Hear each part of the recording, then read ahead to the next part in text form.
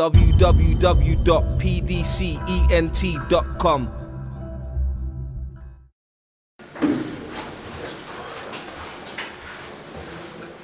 Yo, what's happening? This is Jaja Souls.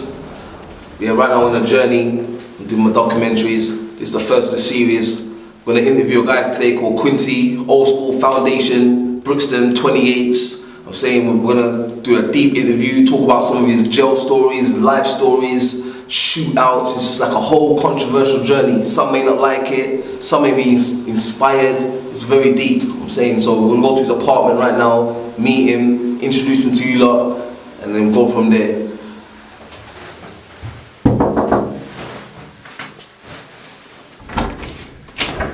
Yo, fam. Yo, you right here? What's the deal? Yeah, man. Long time. Oh, you good, yeah? Yeah, fam. Let's do this.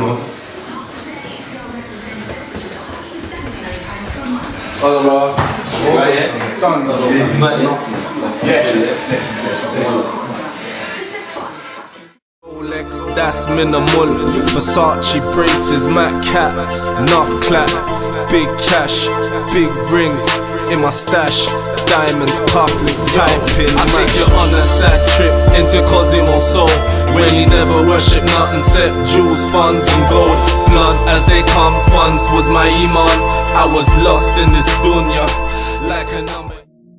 Yo, fam, what's happening? You right here? Just blood, just chilling. Bro. Thought I'd invite you around. Nice to meet you, bro. Nice to see you again, fam. Yeah, Trust me. it's been a long That's time, what I'm saying, brother. Love is love, it's love.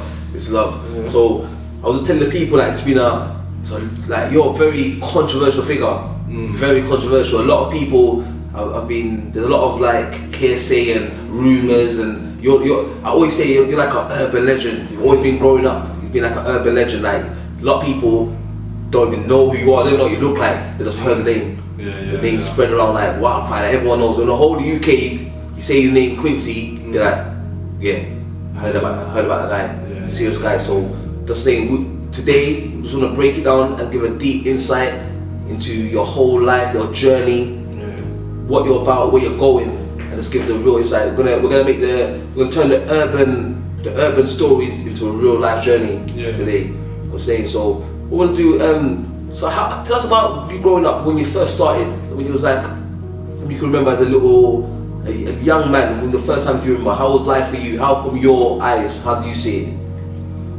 Life, like the first things I remember basically was like, obviously, I was happy when I was young, when I was real young. Yeah, the only family I had around me would have been like my mum, me, my little sister, and my cousin over there, Ayo. Okay. And his sisters and their mum. Okay. And Auntie Nancy. You see what I'm saying? So yeah, it's Auntie Linda, Auntie Nancy, and my mum. Because my mum and his mum are twins. Okay. You know what I mean? So obviously we was close. Yeah.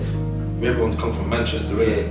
All my family. Okay. So obviously we've been kind of displaced. Really. Yeah. You know, we don't really know one of them. Nobody got that. Yeah. So you're just like me. I come from Birmingham and I come here, not knowing no one. So I understand that same journey. When you come somewhere, you like foreign land. Yeah, really. Everything we've got, we have to fight for, really. Yes. So I'm saying, in all different ways. Yes. Not physically, you know, mentally, all different type of ways you can think of. Because we don't know anyone. We just got each other. Yes. You know what I mean? And obviously, I was happy at that time. Like inside, I might not have had a lot, but I was happy. Yeah. But then obviously, my stepdad came onto the scene, innit? Yeah. When he came onto the scene, everything kind of changed. Okay. You know what I mean? Gates went up on my house. It's the first thing I remember. You know, like windows get metal doors. You know what I mean? As a youth, like 3, 4, 5. I'm thinking, well, what's this? Like, why is this happening? And getting this out of the blue. And then from there, we kind of get separated from my cousin over there as well. Okay. You know what I mean? Because they're not allowed to our house no more. Okay. Do you know what I'm saying? Would you say that your stepdad came with a too militant approach? Yeah, it was too militant. Too militant. From gates are going up. You know what's going on. Okay. You know what I mean? So obviously, so we was just in his world after that. I saw like my cousin and I when I could. Okay. Not when I should. Yeah. When we could, because obviously they're not around at our house. Okay. You know what I mean? So would you say that this built? Would you say that this is where the anger kind of first started building up? Because there was happiness before. Yes. Do you see what I'm saying? And in a kind of a way, me and Avi's kind of reflection, we was kind of mirroring each other's life, really. Because the same thing I was going through, he was going through. Do you see what I'm saying? So it was like, we're separated. Would you say that militancy, would you say you took that on? Of course. On your whole lifestyle as well? That came onto me, obviously. Because I used to like playing football, but he changed that and made me do boxing, something I didn't want to do. But obviously, later on in life, that kind of helped me. So let's go back to the season for boxing. A lot of kids at that age, when you're growing up and someone says to you, you gotta go boxing, as a young kid, you don't want to go play in the park. Exactly. So you don't really want to go boxing. Yeah, we didn't do playing out. Okay, so tell us a bit about that. Like, what was it? There's no playing out. Right then, they might be playing out sometimes, but like most kids have their regular, like, you come back from school with your friends. I see you, I'll meet you in the park after dinner or something, or before dinner. That don't happen in my house. My house is cleaning. You know what I'm saying? Cleaning the house, making sure everything's nice. Do you see what I'm saying? Because obviously that's how he's programmed my mom. Do you see what I'm saying? My mom was on this. My mom changed. When he came into it, because his personality was just too strong. Because that happens a lot. There's a lot of parents out there now that kind of happens to, where their mom kind of takes the boyfriend's side and takes on his habits. You see, the mom took on more of his habits than her own habits. I told him from day one he can't touch me. Because he's not my dad. So he tried to kind of use my mom. To enforce on me, because obviously I was the one that was saying you can't touch me. The rest of them kind of, they just went with the flow, but I wouldn't. I might have thought he was doing good at the time, because obviously we always had things, like material things like food or clothes or that. But when you're growing up, those things ain't that important. Do you know what I'm saying? So, and obviously it's all about time, love, and care and stuff. But that wasn't really there. It was just like everything was geared to making sure he was safe, he was okay. You see what I'm saying? So when you started going, after you started going boxing and the anger and a lot of the unhappiness is left, where did your journey take you to after that? Well, what happened was, I used to go boxing, but he used to bring me to boxing, But then it got to a stage where he's got other things to do, innit? So I became my own way to boxing. But as soon as that started, I ain't going boxing. Do you know what I'm saying? I'm going to my friend's house. Do you know what I'm saying? I'm linking people that, that I've seen after school, you get off the bus at Dick go into Morley's outside, everyone hanging around. I'm starting to meet my own little friends there, innit? So as soon as I get away from boxing, he's bringing me to boxing, I'm going to link them and having fun on the street. Do you see what I'm saying? Not long, maybe a couple of hours. But it's kind of like my first kind of, like times that I've felt free. You know what I mean? So after that happened, then obviously I started to link my friends a bit more, start getting bunking off school. You start to get drawn into the excitement, innit? So you get drawn up, you get bunk off school, then you get suspended, then you go home, make sure you tear up the letter before mommy sees the suspended letter. Chill out the friends. More and more in this game. So obviously everything started to pick up. So how was school for you? How do you find your school experience? I was alright in school, but if someone said the smallest thing to me, I would just explode. And that's how it used to be. I always used to get expelled or suspended for fighting. You know what I mean? It was nothing else, it was just that all the time. So it was the silliest things really when I look back on it now. But it was just like, I just wanted to lash out because of the pressure at home, innit? Because I couldn't lash out on them because they're the authority figures at home, innit?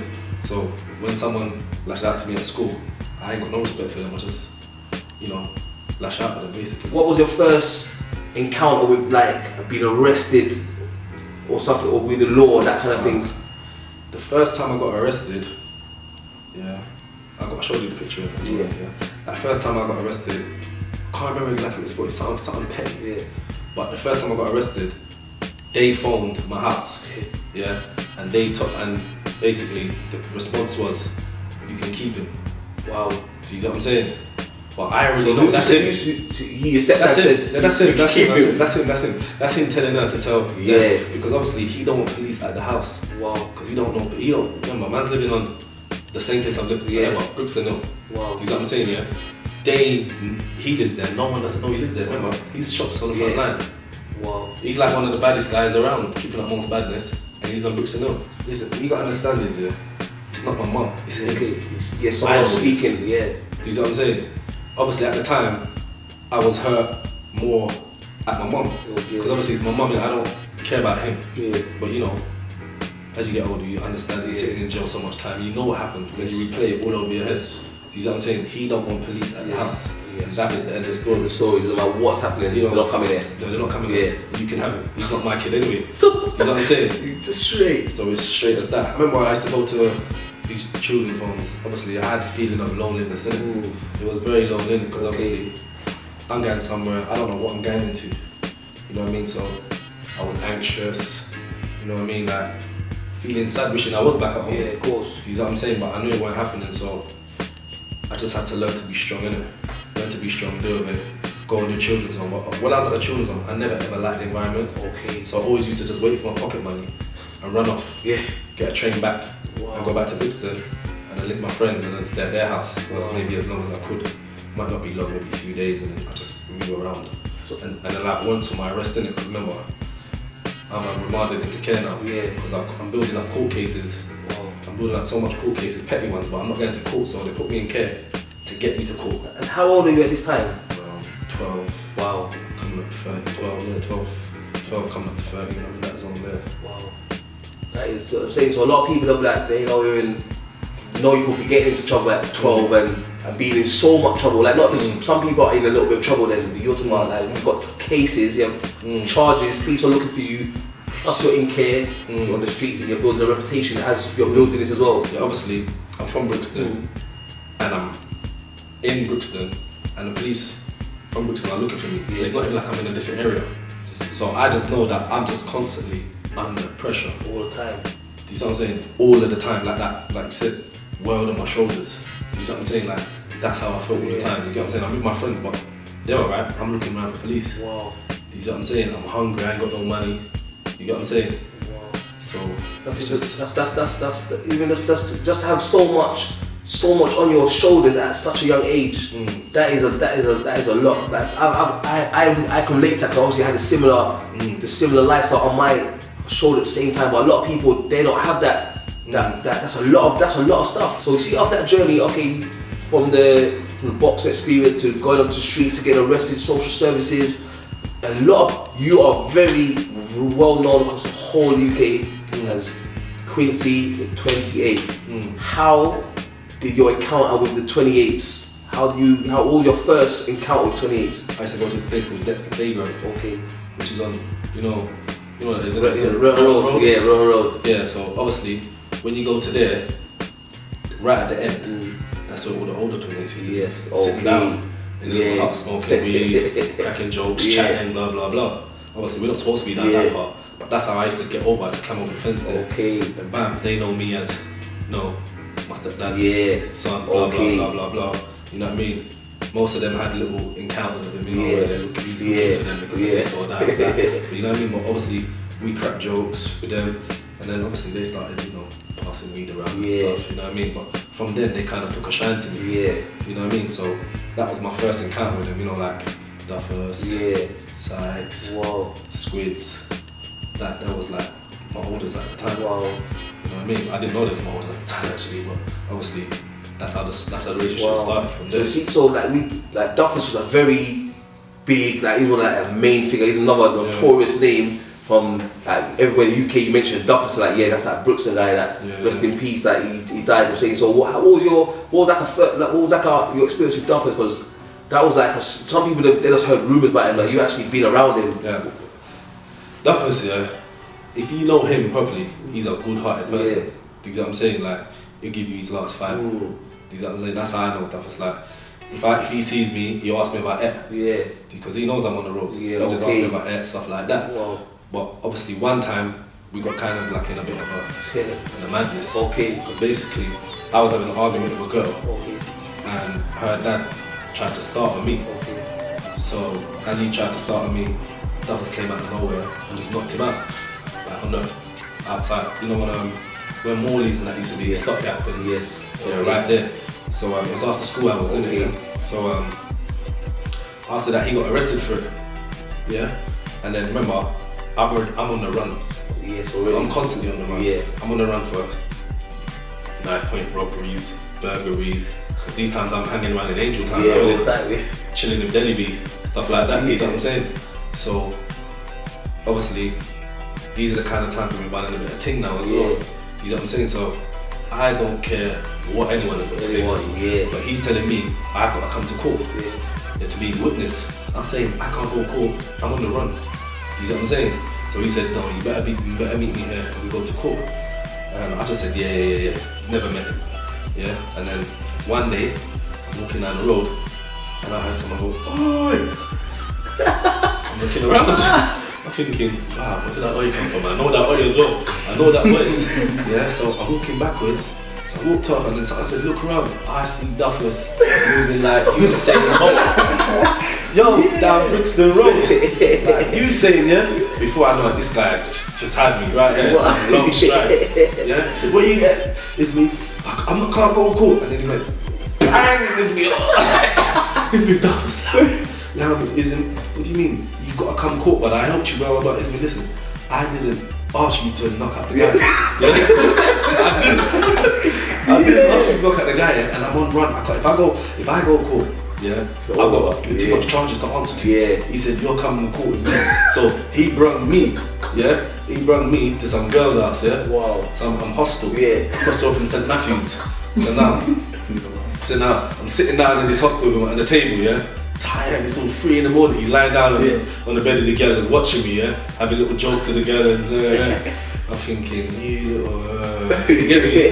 Can I go to the toilet please? He said, yeah, it's right there. Bro, I jumped out the window, 2nd floor, I was gone. I was gone. Wow. You get me? Next time I heard, obviously, he got arrested in that, but he had lots of other things for me in that, but I only got arrested in that. So you see, like, so for the younger 28, so like you lot, who else was around that you lot? What was your circle at that time, or younger 28s? Like short man, Cleon. Cleon. Yeah, he was like my best buddy. You know what I'm saying? Like me and that guy really started some stuff. You get what I'm saying? Yeah. Cleon. Then you got Beaver. Mr. Slick. You know what I'm saying? Yeah? And then who else you got? Jaja. Jaja. Yeah, my good brother Jaja. RV was on, Deliby, You get me? That was really the main. That was you get some hangers on. Hang around. You get some hangers on. Those were the main people that I used to be around. And then Ninja as well. Ninja was where he was about, innit? He was a bit funny, he was a bit funny. So what did you? So see at the time there was a lot of like, there was a lot of like disputes still going on. Like now we have like, obviously there's loads of gangs, wannabe gangs, and like, but at that time it was like Brixton. What was the other areas that there were conflicts with at that time? At the time it was only really us, Brixton, Ghetto Boys, and Junction Boys. Ghetto Boys, we had more, not more problems, but we had more skirmishes with them. But that was because we also big into their territory. Every week we got a moonshot all the time. No one could have come Brixton those times. You get that was unheard of. Exactly. There was no Ghetto Boys coming to Brixton. There was no Junction guys coming to Brixton. But we would go to their dances every week, and that's why we had more skirmishes. Okay, there is a main story. This is through every jail cell, every street corner of the fight with Quincey and Sparks. This is a I went to jail, and every jail I went to, there's someone talking about this incident. Can you give us a brief of this incident? In jail though, but we never had a fight in jail. No, that's right, they talk about the fights. Oh, they talk about the fights in jail. Okay, that's what I'm saying. So that's how serious this one story has gone from. How did that journey start with you and Sparks? Well, what happened was, obviously RIP to Sparks and so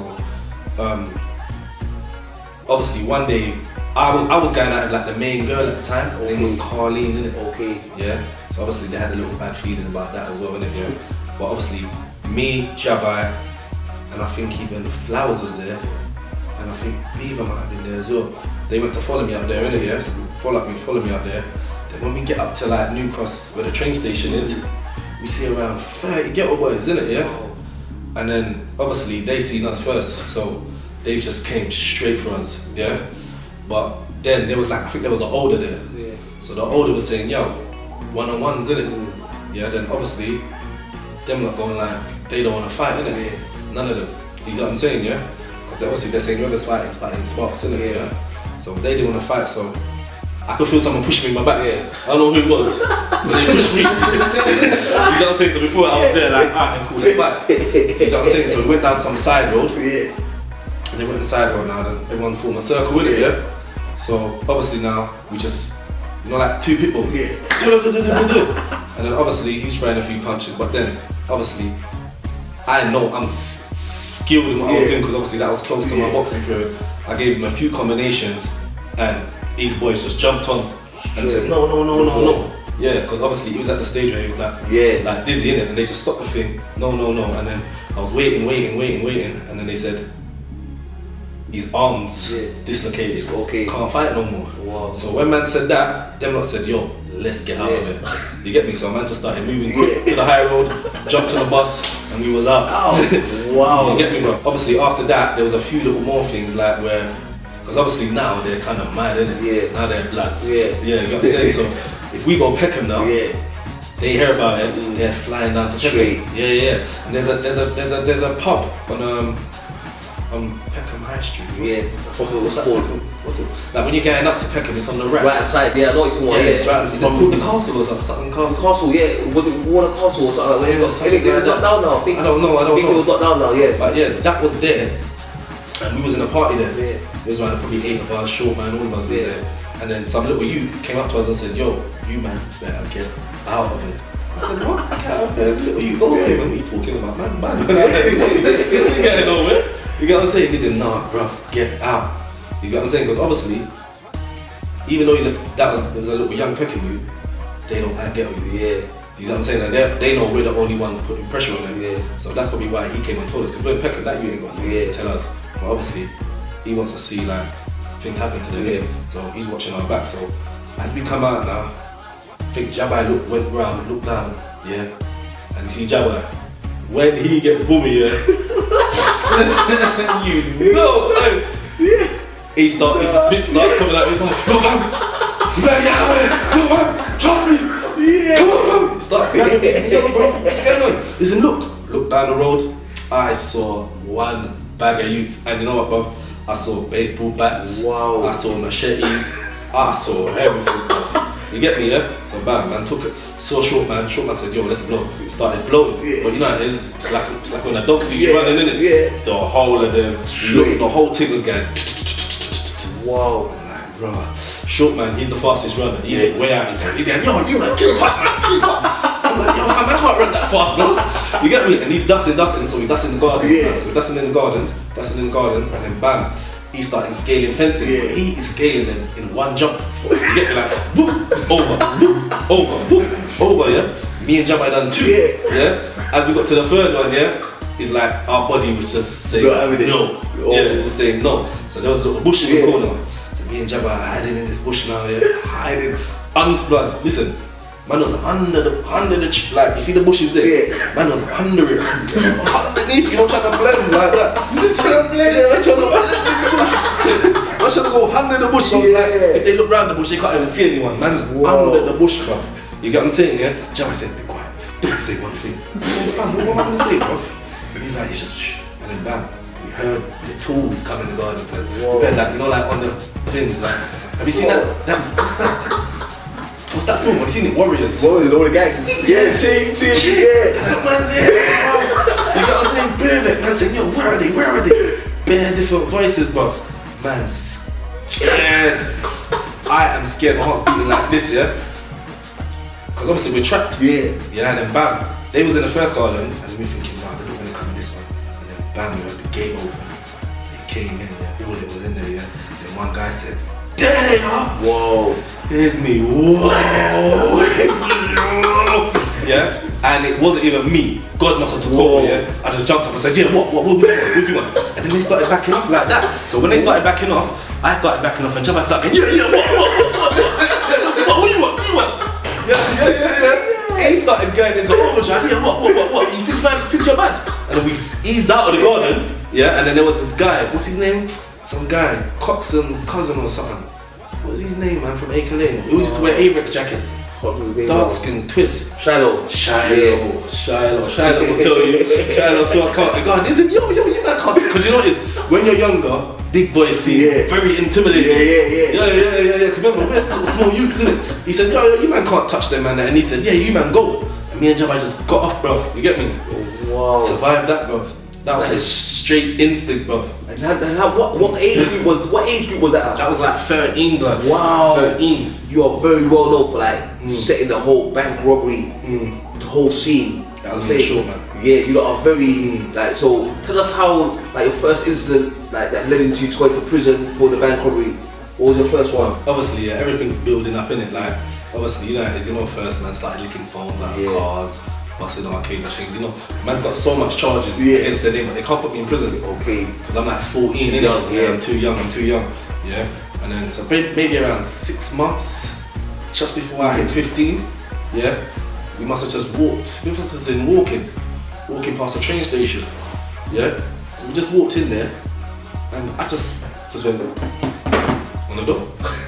I went on the door, and then no one opened the door.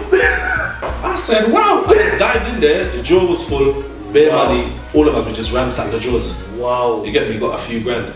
Wow. You get me? That was the first taste of proper money that we had. Wow. And after that, it was just anything we thought that had grands in it, we just moved it up. Wow. That was it. So that caused like a see at the time that was like unheard of. People saw that as like the action films.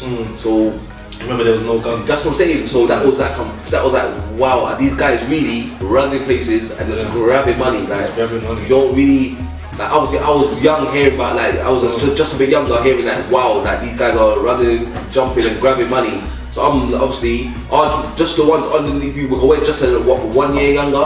Who was like, yo, we have to do this long. So obviously we copied suit. Obviously we followed suit. But see, so what was the first one? Because you went prison at what age? You go prison at 15. Wow. So what did you go prison for? At that? Bank robberies.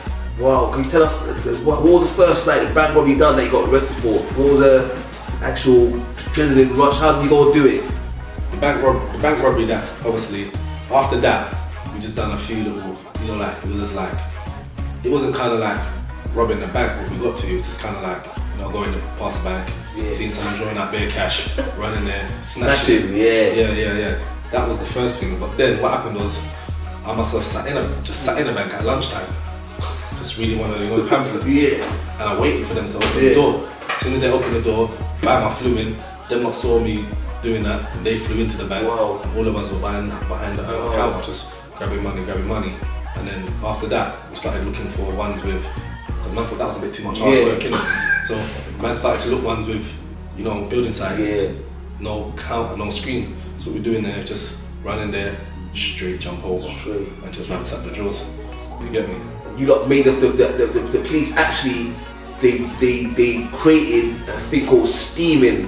Yeah, they changed of that. Because first we got arrested, we was getting for theft. Yes. But they wasn't happy in it. Okay. Because obviously people was getting light birds. Yeah. So what they done is they changed it to steaming. But stroke robbery. They started saying that we don't need to touch anyone for it to be robbery. We just have to make them be fearful that we're gonna do something. To actually change the law. They changed the law. Wow. Because we was approaching. So that's like 15-year-olds putting pressure on the Metropolitan Police to change the law. That is serious. Yeah, obviously at the time you don't realise. Exactly. Looking back now that is very serious. Wow. So you got arrested for that one, and your first. What was your first spell of prison like? When I first went to prison, it's kind of different over the years, because when I first went to prison, do you know at that place where because now they just bring you straight to prison. Yeah. But before there was a place where they used to bring everyone. Okay. There's a holding centre. Yeah, like all the vans from all courts, they used to bring all the prisoners to this one place. Wow, I didn't know that. You know that? They used to bring them to this one place, and then from there they ship you out to your prisons. Okay. Yeah, so that was the first place I went. You get me now? Obviously, I'm seeing all these guys from all different sides of areas. But you know, like older guys. And obviously, when you get into the prison system, you work out who they are. You like name brand guys from the areas and that. You get me? And I met them in there. Okay. You know what I mean? So I got kind of like introduction to certain people in there. You know what I mean? Then when I went in prison, obviously I've already created that, I've already been through that feeling where I'm going into the unknown. You know, if I'm going to children's homes. So I don't feel as apprehensive as I should really for going first time prison, because I've already built this feeling up. I've kind of conquered that feeling a bit, if you know what I mean. To be kind of by yourself, like I could do this. But going into that unknown, I've already kind of conquered that feeling. So I'm in prison, and obviously you just feel it out for a little while, and when you feel it out, Then obviously you get used to it, and then whatever, you just start fighting everyone, man. Wow. And that's what happened. I was fighting anyone from anywhere, anytime. Wow, that is You know what I'm saying? So you went. So we went in when you was 15. Yeah. What was your first sentence? 5. 5 years at 15. Wow. Came out when I was 18. Wow. So You know what I mean? so you went through the prison system, all the jails, learning about yourself, and when you come out, But don't forget I escaped on that sentence. you escaped to that sentence. On that sentence I escaped in it. They brought me to court. That's when, remember that was the days when it was the yellows, the stripes suit, where you get put back in the after you get. Yeah, they brought us to court. It was coming up to Christmas. Yeah. And everyone was talking about what is it? What was that story again? What was that? Wow. Orange. Orange. Wow. I heard about Orange so many times, that I just needed to be there, bro. What, you heard about it from prison? I heard about Orange in prison. Wow. You know what I'm saying? And everyone's saying, yeah, Orange this, Orange that, Orange that. And I'm sat at my window hearing about all these Orange stories. I'm thinking, rah. Bam, I went to court. Everyone was in there. Me, Short Man, Fat Shane, a couple other people. Man sitting down. I think even Fat Shane was the one who suggested it. He said, yo, bro, should we dust up? It's me. I don't mind, you know. It's just one of the things I don't mind. I'm not asked, bro. If man want to dust out, I'll dust out. And the man saying, oh, when the screw comes, everyone just push out. Yeah. So again, what do they do? Everyone talks about it. Yeah. When the screw comes, everyone's sitting on like this. You know what I'm saying? So who sets it again? Me and Short Man. You get me? Just went straight out. Went out. When we came out onto the you know where the bus is. You know where the Buco? Wow. Yeah. Right in the main road bit. Yeah. So when you come out into the van, the guys on the van waiting for you to come up. Yeah. So Short Man went that way, and the man looked like, where does he get? Yeah. So as he looked round, I shut the door and went down. Okay. But their gate was not on no lock, it was just drawn. So we just drawn it and ran out. By that time, I could hear everyone in the cell was like fighting with the officers. Oh my. Trying to get out, because they realised that these guys are actually doing this. You know what I mean? They're trying to get out now. So me and Short Man are dusting out. As we look back, we see around 3 officers on top of Fat Shane.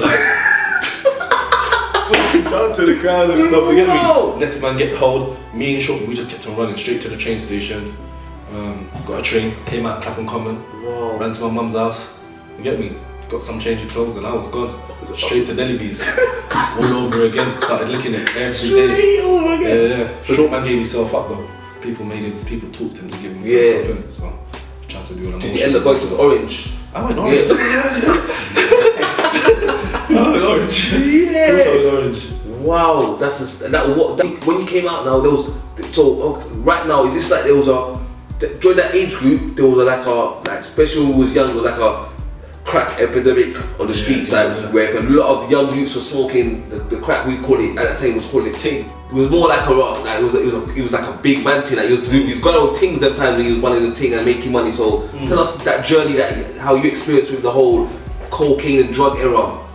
Like the first time I probably one ting was with Bridget Harvey. You know what I'm saying? He kind of, on the flats at the time because he was a bit older and he was a bit more. At that time, he was a bit more advanced because he was a bit more tapped into the older guys that were around the state because of his brother. Do you know what I'm saying? So he could get more things done around there than most of us, innit? Yeah. So obviously he would have access to it, and me and him would run it. Me, Deli B, Yosh, Yosh and that. They would just be around and that, and that was how I first started.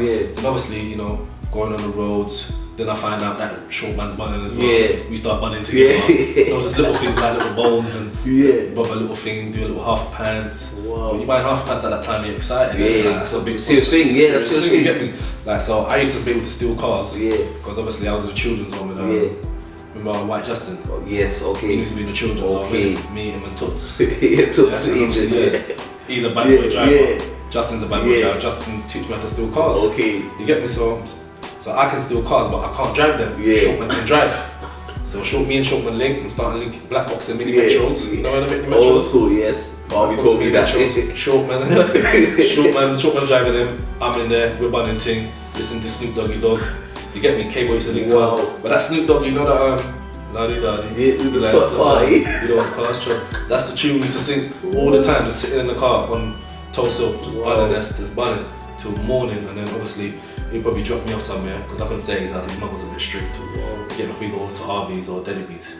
You get me? And then obviously now we want more in it. You don't know it, but it knows it inside. Yeah, You want more than what you're buying. Yes. You get me? So obviously first we're buying like half a pants, and then we're going to the yardies and saying, give me everything they got. Do you know what I'm saying? So you buy like 20 stones of him and 5 half a pants at one time. Do you know what I'm saying? We're not even thinking, if you buy a ½ ounce, maybe you could last longer.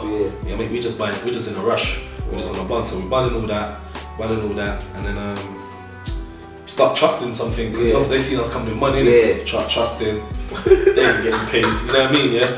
They start looking for us, we don't care, we're on the run from everyone. We're on the run from life. Wow. Do you know what I'm saying? So that ain't gonna make no difference. No difference, for us. You know what I'm saying? So, but then after that we started doing these robberies. Yeah. So when we started doing these robberies now, man's buying their own quarter. Short will buy a quarter, I buy a quarter, Delaby buy a quarter. You know what I'm saying? And we just sit down in Delaby's house and just smoke until the morning. But obviously, because all I really needed at that time was me and Shortman. Yeah. We weren't really asked about these other people. You get me? From Shortman's, I got Shortman's back, Shortman's got my back. That's it. We do anything. Yeah. Do you see what I'm saying? So I wasn't mine that time, and obviously we're banding together, banding bare money together. We just go hit it. As long as we buy 2 outfits, the rest of the money can get blowed and thing. We don't care. I'm talking about we could have 5 bags. Do you know what I'm saying? We buy two outfits, maybe, I don't know, maybe a little chops on the wrist. That rest of the money, that's a straight loan. But it was more of a like status kind of thing, innit? Exactly. It wasn't like man was fiending or something. Yeah, no, that's fiending like, you know, like, oh yeah, man's tramped out. Yeah, of course. Obviously man had the best clothes on. Yes, of course. Man had nice jewelry, man had cars, man had everything, but it's just that man just wanted more of it, more of it, and the more money we get, the more of it we buy. You get what I'm saying? And obviously we got even girls that man is probably, next man probably idolizes on the street. There with us bunning things to early hours in the morning, bro. You know what I'm saying? So kind of the whole of the area was bunning. It was bunning. It was just normal. It was normal. So if you were bunning, man's looking at you like, it's like he was outside like, what are we doing? Not bunning. Yeah, that was talking about them bunning weed. About weed, man, because obviously the thing goes with the champagne, innit? Both of them. Yeah, so both together they taste nice. It's like a Scarface kind of thing. They know what we're doing this thing. Yeah, we're living the life. Exactly. We're living the life thing. That's what it was. And because we was hanging around with older boys. Remember I told you I was hanging around with like K-boys, older brothers and that. One time we went to this place called Wax. Wow. Yeah, Wax Club, East London. Yeah, that was Ting City. I've never seen a place like that. Like even the bouncers are bunning ting. Everyone. Do you know what I'm saying, bro? Like usually you can go to some clubs and the bouncer see you bunning ting, or get out. No, he's asking you for like 2 drops. Straight. Do you know what I'm saying? That's how the bouncers are moving in there. So after that party, they brought us to our house. And when we went to that house, this is the first time and the only time this has happened to me. Yeah, I walked into the house. As I walked in the house, there was a girl with trays. Wow. Trays, bruv. And so I'm like, what? She said, yeah, take one. Go into the sitting room, there's some next guys in there. Everyone's got their own tray. The room is silent. Everyone is just focused by the bare thing. There's thing on every tray, cigarette Rizzler. Everyone's just sitting down, there's no talking. Everyone's just, the silence. Just silence, bro. Wow. Silence. That's what I call a ting party. That was a ting party. Like, how old was you at that stage then? Yeah, that was before my first birthday. That was 15. Wow. 15. I was 15, yeah. That is serious. I was 15. So just say, so we live in a Scarface life. I was on the run. And on the run? Escape. That's when you escaped. Yeah. Wow. That's what that was, that period. So we see so now you come out, you done all that, you went to jail, you came out. What was the next journey when you come out of prison? Well, obviously when I came out that next time, I already knew that I'm coming out to hit again. Yeah. I'm hitting it bigger this time. That's the plan. I was thinking that was a joke. That was a joke. Yeah, I want more money. Straight. Yeah, so after that now, man just started going at it hard. Look, 6-month period, yeah. Bunning thing again, but it was a thing of I got nicked, me, Fat Shane, and you know Nuts Keith. Yeah, Keith, yeah, Ninja Kid, and K-Boy. Wow. We all got nicked to get me. Yeah, bam. Slapped me with 5. They slapped, I think them man, they all got freeze and freeze and twos, and they slapped me with 5, innit, yeah? So obviously, they got out after a while, having their fun and that, and I'm just in jail still, innit, yeah? But this time, because that time now is like, that was for a reason, because that made me decide in that time there that I am not bunning ting ever again. I don't know why, but I did, and I said I'm never gonna commit them robberies again. because I was thinking, now it's played out now. It's played out now, innit? So that I stopped. So when I came out, I didn't know what I was gonna do, but I didn't think, oh, I'll stop crime forever. But I just knew I was gonna commit robberies and I went by the thing. I just knew that I made my mind because I didn't stop smoking in prison. Yeah. So I got out, chilling, and obviously my sister, she's going out with Eric. Tipsy. But obviously before I went to jail, me and Tipsy was doing moves. Okay. Do you know what I'm saying? Yeah. That's what people don't really even know. Do you know what I'm saying? Like 1997, me, him, and Exit. We're doing our own moves. We're looking POs. Wow. Do you know what I'm saying? Because they're vehicles. So I was linking them, who's doing that, and obviously I came out. When I came out, he's in my sister, innit? But obviously now, he's got one end's locked. Camden, innit? Everyone knows, innit? Like, just let me say, see with that, with you coming out of prison and being from Brookston, and you at those times you went and linked someone from Peckham. People was mad on the streets. I remember people saying, "What is Quincey doing? He's on the streets linking Tipsy." Obviously, I knew Tipsy from school, so it was a thing to me because I grew up with them lot. So I grew up with Peckham people and all that. So I think because I got like I'm from Birmingham originally, I got a different mentality already. So I'm like, I don't give a fuck about all that. People's just people. That's what I'm saying. Exactly. Just people. So we had a different mentality. Connecting. There you go. Is what it is. So that already, you cause a big, by you just doing that, it was a big thing. Like people's like, whoa, what is my man doing? But obviously, I don't hear that. But I feel it. Yes. You know, in my dealings with people. Or when I see people, and even certain people around me, even like certain people I'm partying with. You can still see. They're chatting about me, but they're linking me to party. That don't make no sense, bro. So I've got bare snakes around me. You get what I'm saying, bro? Because obviously, they're looking for a little handout. You know what I'm saying? And because obviously at the time, we was kind of like the talk of the road. Of course. You know what I'm saying? Like everywhere we go, all the parties, everything's happening around us. So they don't want to miss out. Of course. They don't feel, man. Same time. You get what I'm saying? They don't really feel, man, but they're around, man. So obviously, I had my own kind of cloud around my head. Remember, I'm making those. I'm getting all the girls. Everything's alright for me. So I kind of miss out on certain things that I should have picked up on. And maybe things could have been a bit different if I picked up on these things. But obviously, everything was nice. So and no one was touching us. So I wasn't asked. You get me? But obviously, like you know, people wasn't happy, and through that, a lot of other things happened.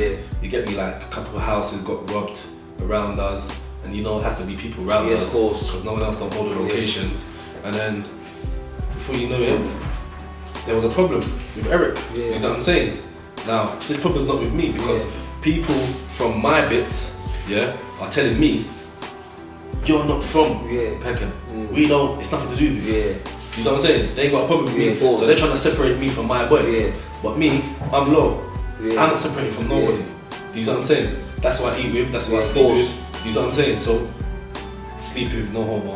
Before you you know what I mean? That's who you get what I'm saying? That's how it is. Do you get what I'm saying? So, so I'm not leaving my man whatsoever. Do you know what I'm saying? So, things escalated, people started shooting at us.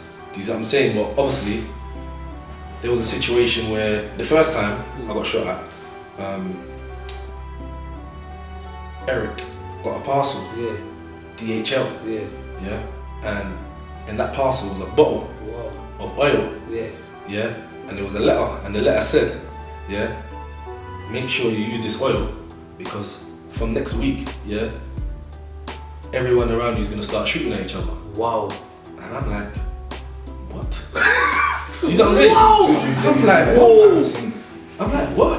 Whoa. Everyone's gonna start shooting each other. And I'm thinking, now I ain't been shot at yet.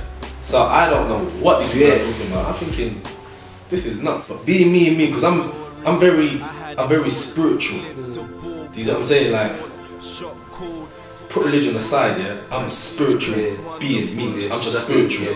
Do you know what I'm saying? So forget religion. I've been through every religion. I'm spiritual. You get me? I deal with God. I'm spiritual in my heart. So I pick up vibes. When I pick up vibes, sometimes I go with them. Do you know what I'm saying? So I looked at the oil, and it said, stand on 2 pieces of brick or stone and take your shoes off and your socks, then drink. That's what it said on the thing, So I done it. You know what I'm saying? Now, Eric didn't do it. he just drank it, just with his trainers on. He just drank it. Yeah. Damn, now we get in the car and we go to this party. So we get to this party. Now we're driving down 14th, and now we're driving down 14th Main Road, and then we take a right. As soon as we take the right, my body just went like this. I'm like, oh, bro, what's going on? He stopped the car. He's like, what's wrong with him? He's like, I don't know, bro. My legs are shaking. I try to hold it. It won't stop. He's like, bro, what is it? Is it? Let's go back home. It's me, nah, bro. I don't want to go back home. But just pull over for a little while. So I'm shaking. My body is jerking. Wow. Obviously, you hear things about but this is happening to me, bro. My body is shaking. I cannot control in my tongue, yeah. And when I'm trying to talk to you, my tongue, I'm thinking, wow.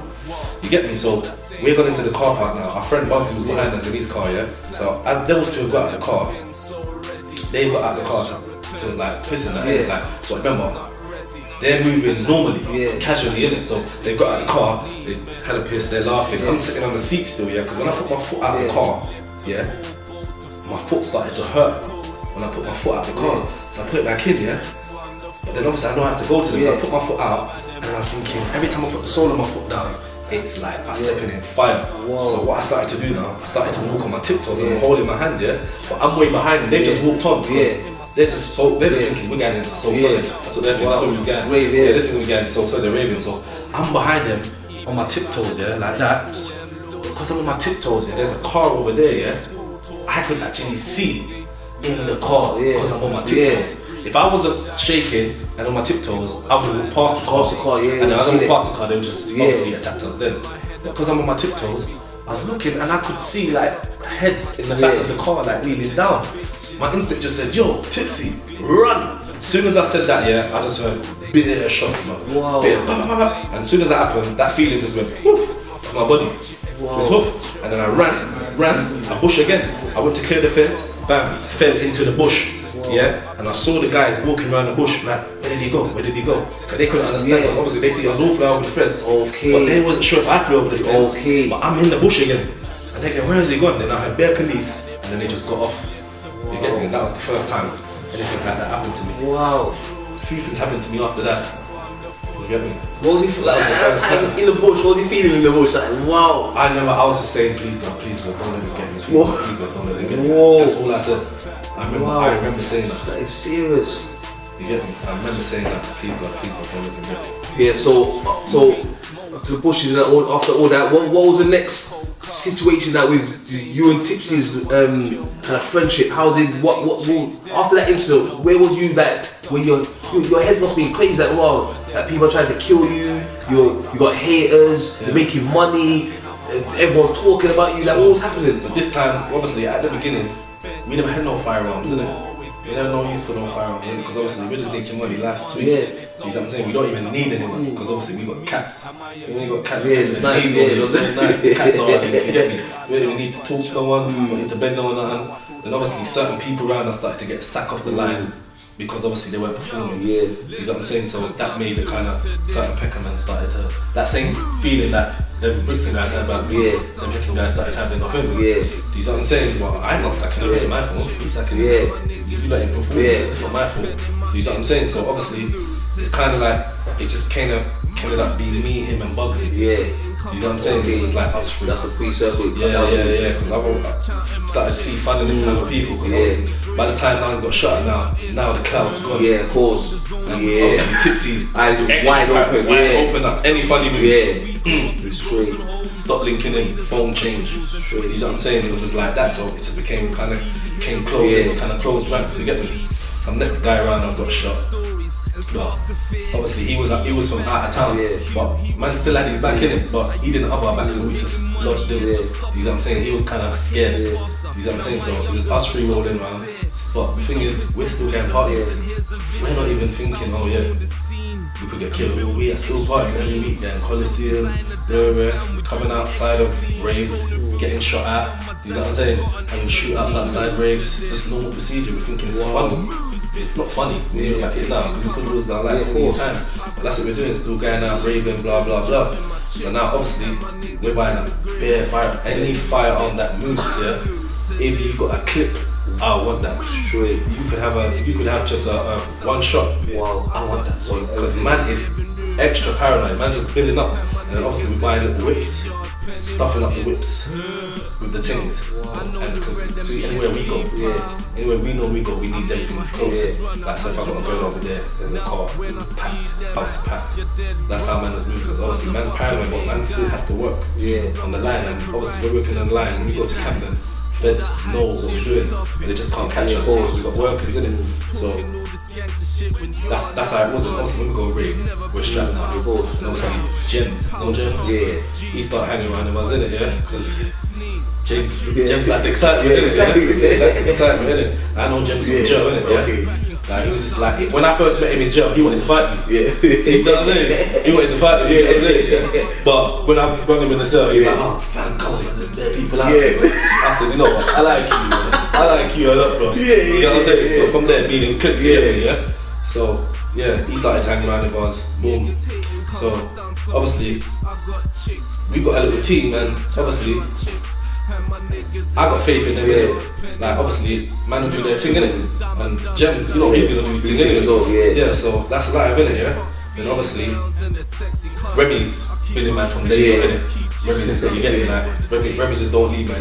Obviously, he probably had a few haters around in his ear talking about that same concept about but he stayed in that thing, you get me? So I love Remy, So so it's just us now. Me, Renz, Bugsy, Gems. That's the team now, innit? So we're still rolling, going out parties,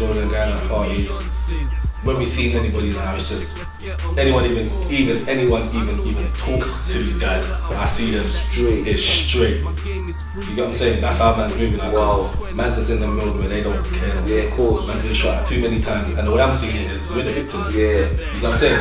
I didn't shoot no one. Of course. Tips didn't shoot no one. We got shot at around twice before we bought any firearms. So you look at yourself as well. I think I've got the license to do what I want. That's how man's looking at it. Are you gonna feel the same way? Of course. You ain't shot no one, you ain't done anything, as far as you're concerned. And people are shooting at you. So obviously, anyone that's connected, it's just fun. That's how we was rolling. You know what I'm saying? So and then obviously that day, and then obviously Tips got nicked. Like food and all different kind of conspiracy charges. So he got taken off the road, and it was just left with me, Bugs, and Renz and Gems. So obviously one day now, obviously man still got the line in it, So I decided that obviously I'm gonna buy a Quincey, like a submachine one, like a proper powerful thing, So I bought that now. When I bought that now, I just felt invincible. I didn't care if I saw 30 of them, 10 of them, 20 of them. I was just in the zone. You know what I'm saying? So Bugsy used to call me and say, let's go. And I just like, let's roll. Get this man rolling around town in his bike, looking for anyone. Didn't find anyone. It's like, no, man's got this thing, man can't see nobody for some reason. You know what I'm saying? So man's rolling around one day, go to my cousin's house. And when I go to my cousin's house, I saw one kid outside the house. And the motorbike's running as well. Outside my cousin's house. So we just drew up to him quickly, As I drew up to him quickly, got off the bike. I said, yo bro, what are you doing outside my cousin's house? He said, no, I'm nothing. As soon as that happened, these guys pulled up behind us. So obviously, I got the thing of it. They can see that there's aggression going on there. Motorbikes are they want to stop us, their blue light comes straight away. So I just jump back on the bike in front of them, put my helmet down, and told Bugsy, drive. So we're driving now. Driving. His house ain't far. He was in High. So we pulled up to his house now, got off the bike, locked the keys, got off his bike, jumped into his car. When we jumped into his car now, I looked in the rearview mirror, I said, yo Bugs, you need to turn your bike light off. The bike light's on again. As soon as he stepped out the car, I was like, whoa. I looked into my mirror on the side, I saw 3 baddies, like creeping to the side of my car, to my window, innit, I was just climbing out the window, like, got the thing, I didn't even look, I just said, out the window. You get me? So when I look back in the mirror, I saw them all dusting out. So, you know, it's when the enemies run, you run after them, innit?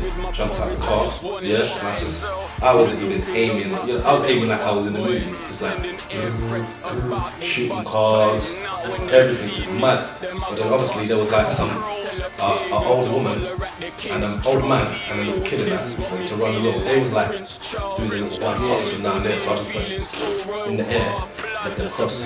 You get what I'm saying? And even the judge said that if I didn't do that, we would have been shot. You get what I'm saying? Because the woman and the man said, yeah, you actually did help us. You get what I'm saying? So that helped you. Yeah, it helped me along because honestly I've got colleagues, so if I didn't do that, so I take that into consideration and that. You get me? So that's man's heart, I think, because man's just, Yeah, he has a natural, you're not doing bad things, man's still. That's like the spiritual level always kicks in, kind of say, you know what, that's sort sort of of heart. scared, get me? And obviously they're nothing to do with this. Yeah, of course. So you see, after that, bro, there was the main incident. Like this was a main story when you were the same day. So tell us about this. Obviously, we got in our cars, drove off. So we went about our business. Yeah, but obviously now man pumped, innit? Man's pumped. Man phoned Jens, man phoned Brems, man phoned T, man said, yo, get the cars. We get me, we're rolling. So man, get in the cars now, we're rolling. Now obviously we're going everywhere. The man said, yo, man, let's go there. You know what I'm saying? Yeah, let's go Atlantis. So man's got 2 cars, man's got a ringer.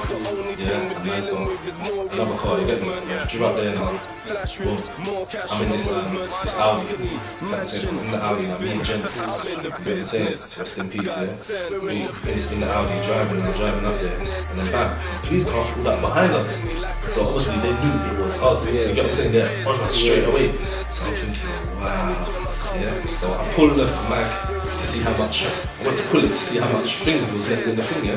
And then a shot just went off in the car into the dash. Whoa. And the car just went boom. You know, like because the Audi, you know, everything's electronic. Boom. Stop. I said, oh my god. Whoa. Them that have already drove off, or Remy, you know, they drove off, yeah. But I don't know, something must have told them that there was something wrong because they see the car was dark. Okay. They just see it and then they just reversed. Yeah, because even the police said, oh, we must have phoned them. Yeah. We didn't phone them. We never had no phone them. Like somebody up. They just reversed back and we jumped into their car. So now there's 5 of us in this car, you get me? So we're in this car now. Everyone in this car, everyone's strapped in it, yeah? So we're driving, and I told my man who was driving, take a right. He was so scared, he didn't take a right, he took a left, and went all the way back around and came back outside the ring again. Can you believe that? Wow. Outside the ring. There was like 100 police out there already, yeah? And they saw this same police car who's been following, tried to follow the Audi, following me, so they will join into the chase. So we're sitting in the car now. There was so much lights, yeah. Bro, my clothes were blue, but it's like, wow. It's like inside the car was blue. You know what I'm saying? I've never seen so much lights before, yeah. So we're driving now, and we're not even driving fast, is it? Because there's so many of them behind us. When we're driving down the road, you can see them all there. You know, like waiting for us to pass to join in. Like with the president, and we're getting convoy, like you know, like man's Obama, and they're just waiting to join. And we weren't driving fast because we know. In a way, we knew we was screwed in it, yeah. So I said to my man, I'm saying, yo, what we gonna do, bro? Because I said, I ain't going back to the show, bro. Do you know what I'm saying? The man saying, no, I'm not getting no answers. So I said, you know what, bro? Man's gonna have to bust at the window, bro. Man saying, no way.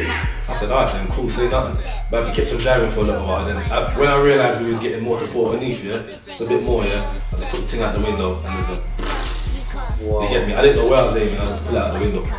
Blacked it. As soon as that done, I just threw it out the window. I told Remy, give me your thing. He said, no. I just grabbed it off him, started busting that, took Jim's thing, started busting that. Wow. Until everything was empty. So he emptied everyone's things, yeah. Wow. Everyone's things. That is serious. You understand? And then boom, we got out the car now. The car we got into 40 and we crashed into one of them, you know, the reserves. Yeah. And then obviously everyone was ready to jump out. But then the car came back out, driving, and then I think they put a stinger in the road. You know when the tyres go, the tyres go, and then the car just slowed down a bit. As the car slowed down, I jumped out the car. I remember when I jumped out the car, I saw them police guys, you know, the ones with the black and white squares on their hands. He had like the head clear car, she said, don't move. but that did not register. I ran straight past him, started jumping in gardens, cleared the gardens, bro. I ran, until I ended up in Crystal Palace. Wow. From Fortney to Crystal Palace? Crystal Palace. I just cleared and scaled gardens until I got to Crystal Palace. Fortney to Crystal Palace is a mission. So I ran that. And there was even a helicopter. Outrun the helicopter. Outrun the helicopter. You know what? Have you seen Metal Gear? Yeah. What's the Metal Gear? I did play that game in pen. There's a level, when the light's up, you got to actually follow behind the light to get top, because obviously you can't run through the light. So you have to follow the light. But one time, I had to wait for the thing, and actually follow the light. So it wouldn't catch me. I followed it all the way around there. And when it went right that way, I just kept on going straight. Wow. That's how bad it was. Serious. Man, we were like Matrix. So after that, so you did all get away? Everyone got away apart from Bugsy. But I thought I was the only one got away. I was thinking there's no way anyone's getting away from that. Wow. So later on, when I got my phone back, I'm seeing my phone ring. Thinking, yo, who's that? Gems. Gems phoned me. Man, you get me? Remy phoned me. Wow. T phoned me. I'm saying, how? Everyone got away except for Bugsy. You get me? So obviously, after man got away, obviously man was a bit hyped to it. Obviously, man was paranoid. Of course. Yeah, because man's thinking, I'm hearing already that everyone's calling my name. Everyone's calling my name, so I'm thinking it's only right time. Before feds come for me. I've got all the phones turned off. I'm moving incognito. And then after a while, I must have went to link someone. But there was a number that I needed that was in one of the work phones. Turned the phone on.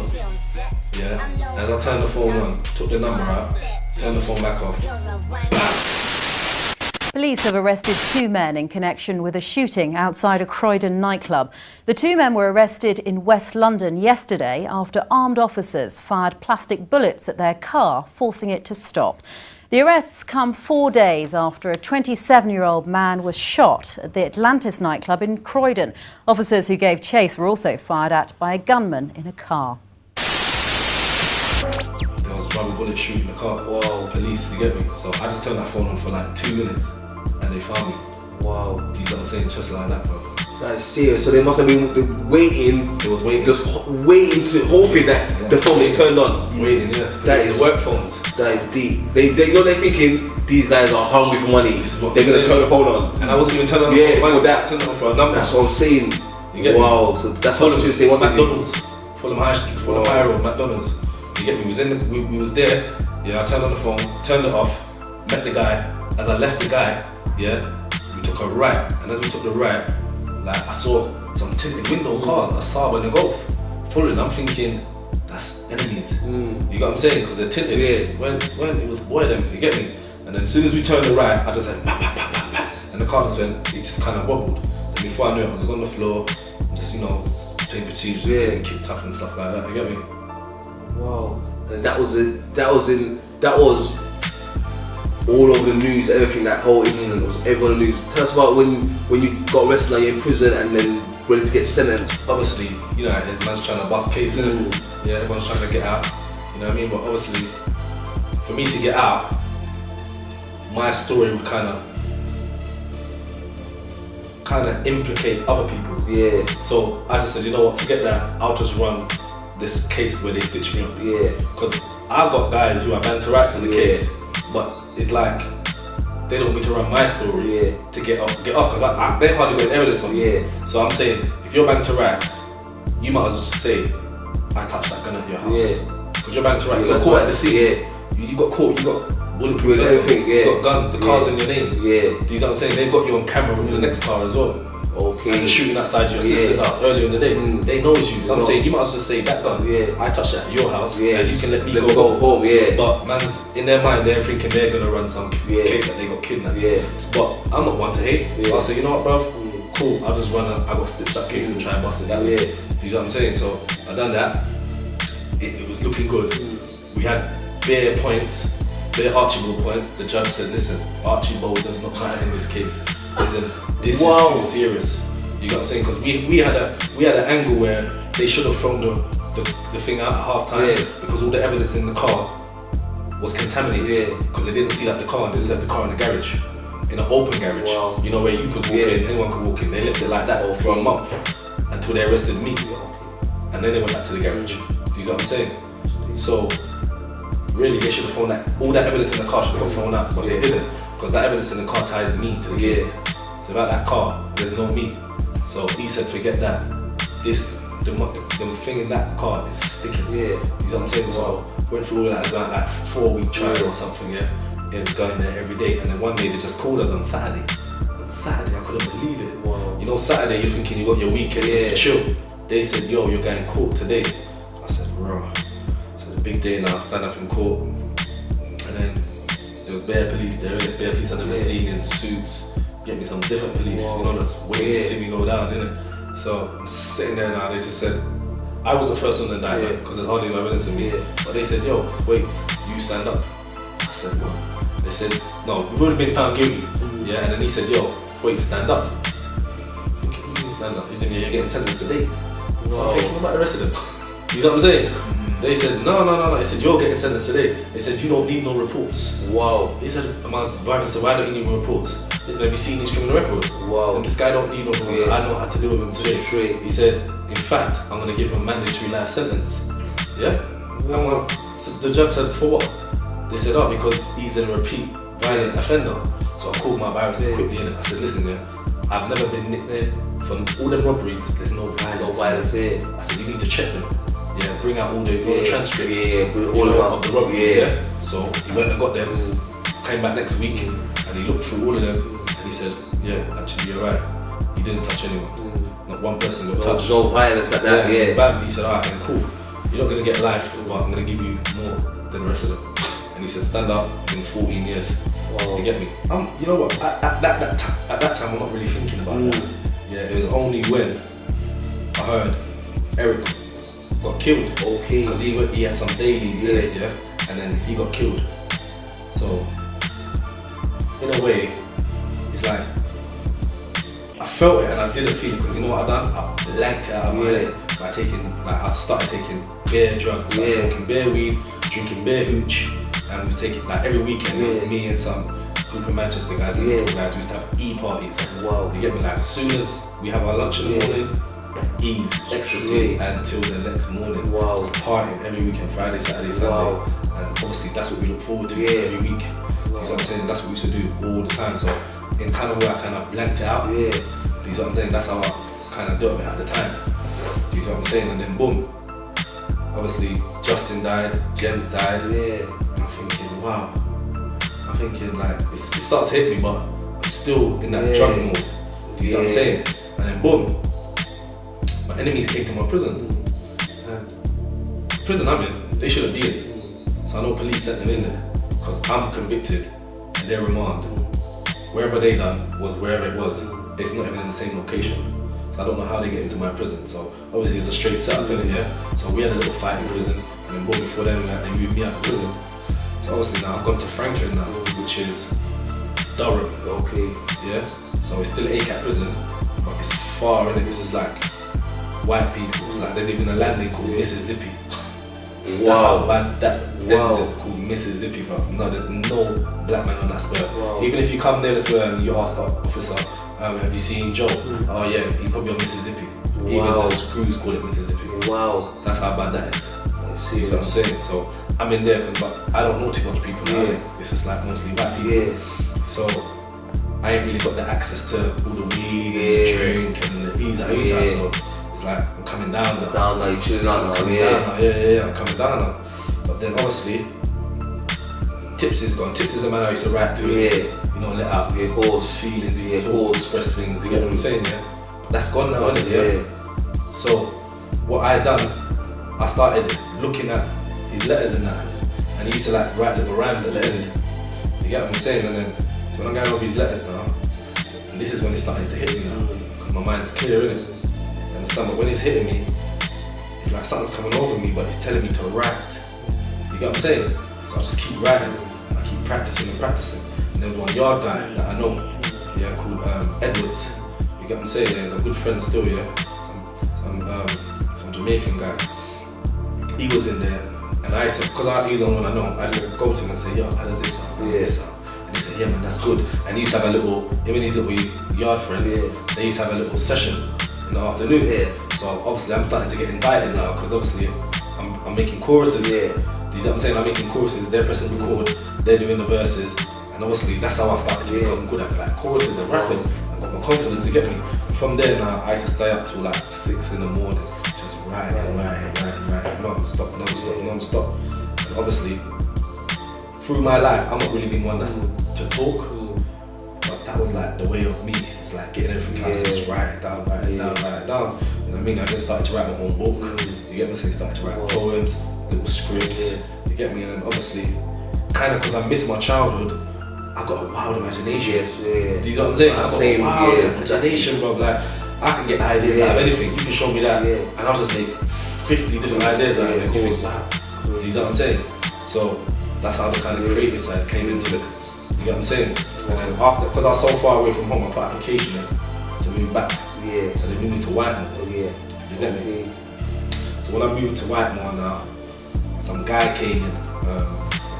Some guy called Glenn. Yeah, he came in and he done like a conference about, you know, the effects, you know, gun and knife crime has in your area, and how you can make a difference in that, innit? Obviously, there's all of us. There's like, you know, all the top guys. They actually pinpointed them and brought them to that thing again. So everyone's sitting down there, stubborn and that, you know, like, do you know what I'm saying? But I started to listen. Do you know what I'm saying? I started to listen to him, but obviously, he can't tell me what I know. He can just tell me what he can find out. But I'm thinking to myself, rah, he's making a lot of sense to an extent, because obviously there's lots of people getting hurt that don't need to get hurt. Do you know what I'm saying? Yeah, so I'm thinking, I started talking to him, innit? When I started talking to him, he told me, oh yeah, boom, like, people like you can make a difference in your area and that, you get me? So I'm thinking, you know what I'm saying? But obviously, I went back to myself, and I was thinking about what he's saying. And then I started writing stuff about it. Do you know what I'm saying? And then the more I started writing, I started more believing that I could, because I'm thinking, if I can have a negative effect on my area, because I left my area in a mess. Of course. Do you know what I'm saying? In a mess, if I can have that negative, I can have a positive result. Do you know what I'm saying? And that's the way I started to see things. I said, I had so much power that way, because I know when I left here, little youths were trying to be me. Call the ripple effect. Do you know what I'm saying? So I'm thinking, if I could turn it around, but I know how it is. They're not gonna listen to no preacher. They don't wanna hear no preacher. But I thought, oh, I found this gift now, right? So I'm gonna bring it like that. Do you know what I'm saying?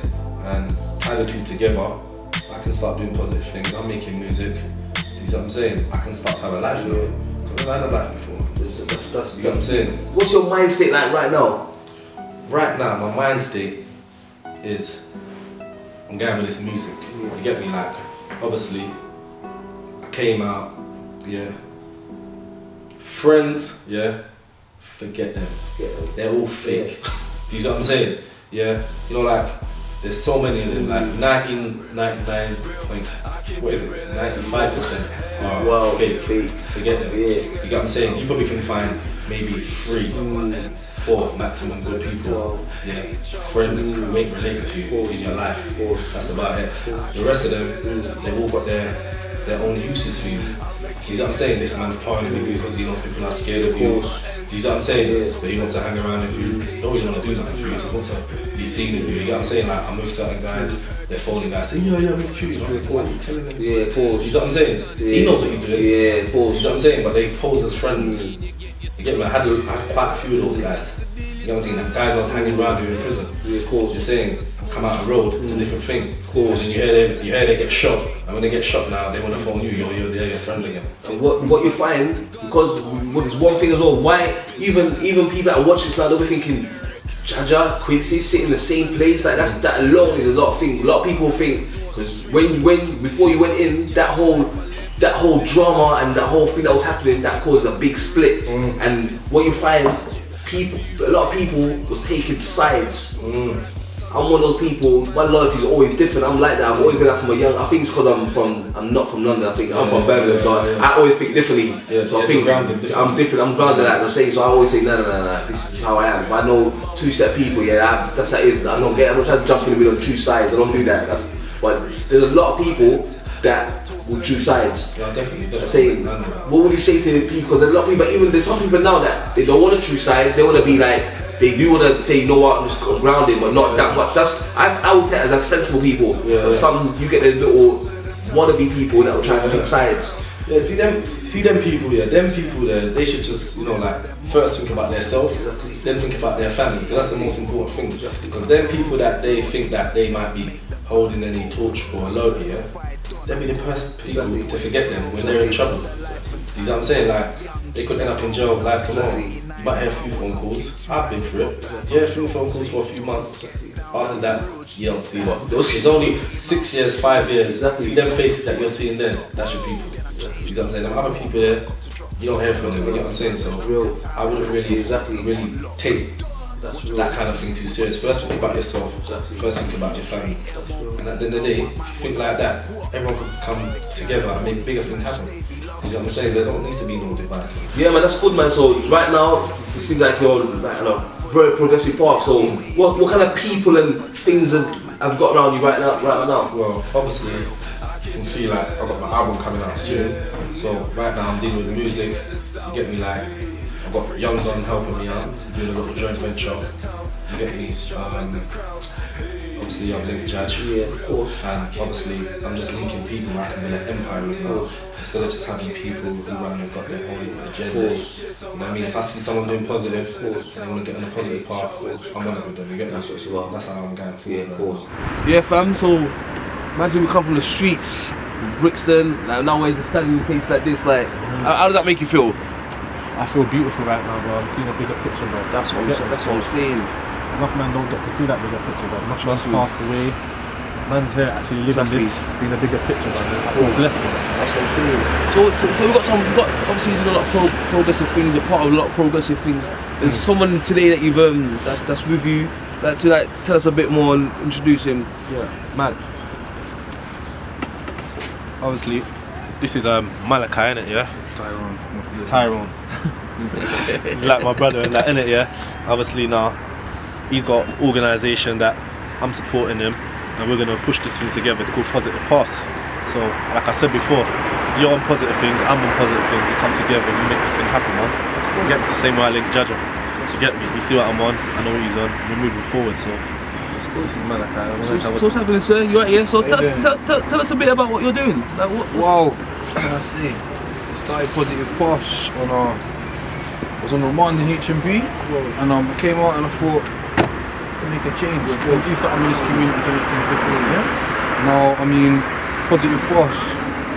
Got to be on a positive path to do things as cute as it. Obviously, we've all started off in a struggle. Like you said, no struggle is no problem. I want that there to be my name. Exactly. Yeah? That's what we want to be there. There you go. Exactly. So obviously, that's what it's all about. I mean, we've got Calm. Yeah, we've got the Calm project. We've got the U-Turn project. We've got so many projects that are actually bringing in the young people and actually doing something changing. We've got anti-knife and gun crime projects. I mean, and that's one of the biggest things that the government is seeing as one of the bad things. But who better to teach these young people and who to do it apart from the people standing here today that have been through it. Yeah? Exactly. Now, reading from a textbook ain't doing that. Because like he said earlier on in the interview, I won't listen to him. Exactly. Like obviously, the people that have been through it, we can make a change and we can do something. Exactly. And that's the way that we're That's heading good, man. forward. So what's your website? What's your website? Yeah, it's www.positive-path.co.uk. Get me, follow me, Malachi Positive, Twitter. What kind of future projects are you looking to do now? What's the movement? What you looking to do now? Wait, we do. As I said, it's a mentoring service at the moment. The movement, I want it to be a youth centre. Yeah. I want to have a youth club. I want that closure. Yes. Yeah. I want if a youth feels say he can't go home, like obviously Quincey was saying earlier, he couldn't go home to certain situations, things weren't right. Yeah. I'm not understanding. That's a big with them move. understanding people that are going to bring them community back together. That's a big move. We all started as one. Yeah. That's a big move. That's what I'm saying. That's good, man. So I'm saying, so obviously when we do stuff, and obviously the people are we're gonna make some powerful moves, obviously. So people are gonna look out for you. So that's a big move, man. Much respect for that. Yeah. Much respect. You know what I'm saying. Yeah. So bam, then let Quincey do his thing now. He's gonna give him his little shout outs towards the end, big ups, bam. And this is a rap, innit? But obviously now, mixtape's coming out straight out the pen. I'm coming out. I'm gonna drop an album next year. Check the Weatherman album as well. Yeah, boom. You're gonna be seeing big things from my cousin AV next year as well. Boom. Next some Jaja. Don't know if you've heard from Malachi already. But I just wanna big up my mum, Shan, AJ, Shiloh, Karina, Vienna, all my cousins, Io, AV, etc. Young Don, all his family, mum, sisters, cousin, Jess, all my aunts, uncles, Deegs, two pools, father, son, all my Scouser family, Blacker, Starboy, Nathan, Glenn, Sue, Dan, Paro, Ann, Mikey, Ilias and Penn, Pingu, Mario, Jimmy the Gent, Shems, Smiley, Mez and his family, Shade One, Aline, Was, Young Screams, Skywalker, Tap D, Skanker, Dewey and his family, my Uncle Alan and his family, Florence, Jermaine Abbott's mom and his sister, Joanna, RIP to Sparks, Tipsy, Gems, Justin Morgan, all haters in jail, all haters on road, it's all good and it's all understood. I feel you, yeah? And short man, my Dan, cause you don't know we really started this shit, yeah? And yeah, big up my boy Adam Deacon, you know you're certified for life, baby. And my homegirl Ashley, forever that positive voice. And most of all, the creator, that positive force. Been more than hard work, but we did it. Now it's our time. HR, the DC, hitmakers, ER, we are, Qozo, my DC, clouds by day, fire by night, we're untouchable. It's alright. Yeah.